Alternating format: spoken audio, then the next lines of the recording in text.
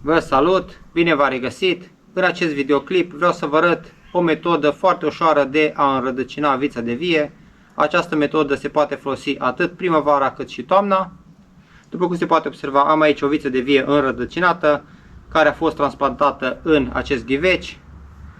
Această metodă de înrădăcinare se face în apă. Pentru această metodă avem nevoie de coarde de viță de vie. După cum se poate observa, în această toamnă eu am luat niște coarde de viță de vie dintr-un soi care mie mi-a plăcut, struguri din aia mari, roșii de casă, foarte gustoși. Am luat aceste coarde de viță de vie, iar acum pregătim butașii.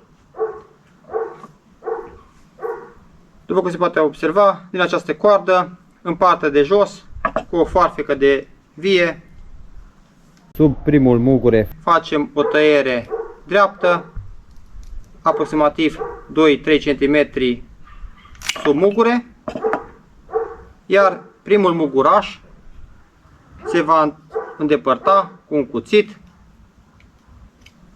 așa, îndepărtăm primul muguraș, iar în partea de jos o să facem câteva crestături, ca vița de vie să se înrădăcineze mai repede. 3-4 crestături. Așa. Și pe urmă lăsăm primul muguraș care l-am îndepărtat, 2, 3, 4. 4 mugurași. Deasupra următorului mugure, la fel. Facem o tăiere deasupra mugurelui aproximativ 3 cm. Iar în această zonă, unde am făcut tăierea în partea de sus, trebuie să cicatrizăm. Se poate face cicatrizarea cu ceară sau cu mastic. O să vă arăt și cum se face cu ceară.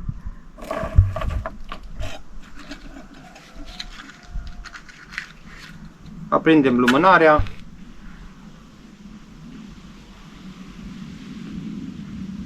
Adie puțin vântul. O să lăsăm puțin să se topească ceara.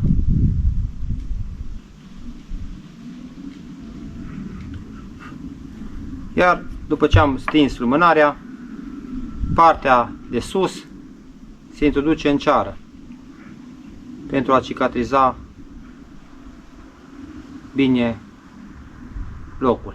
Așa, cum se poate observa. Iar acum acest butaș se va introduce într-un borcan cu apă. Borcanul trebuie să aibă apă aproximativ 3 degete, 2-3 degete. Să acopere primul muguraș. Așa. Vedeți? Se acoperă primul mugure, iar acest butaș în maxim 3 săptămâni vor apărea primele rădăcini. Fiind toamnă, după ce apar aceste rădăcini, butașul poate fi plantat direct în pământ sau, cum am făcut eu, direct în ghiveci. Iar acum să vă arăt și cum pregătesc butașul la care o să aplic mastic. La fel, în partea de jos lăsăm aproximativ 2 cm, 2-3 cm. Primul muguraș îl dăm jos, așa, și pe urmă 1, 2, 3, 4. Deasupra al patrulea mugure, aproximativ 2-3 cm, facem o tăiere. Acesta este al doilea butaș, care poate fi cicatrizat cu mastic de altoire.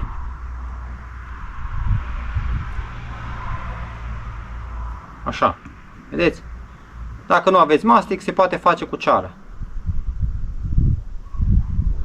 La fel, butașul se introduce în apă, se completează cu apă în fiecare săptămână. Așa se prezintă butașii de viță de vie în apă după o săptămână jumate. Au început să apară și primele rădăcini, după cum se poate observa. Vreau să menționez faptul că borcanul cu butașii de viță de vie trebuie duși în casă, în geam, la lumină, temperatura să fie cuprinsă undeva la 18-20 de grade,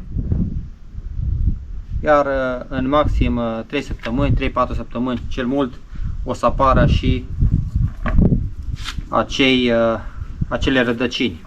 După cum se poate observa, au apărut și acele rădăcini,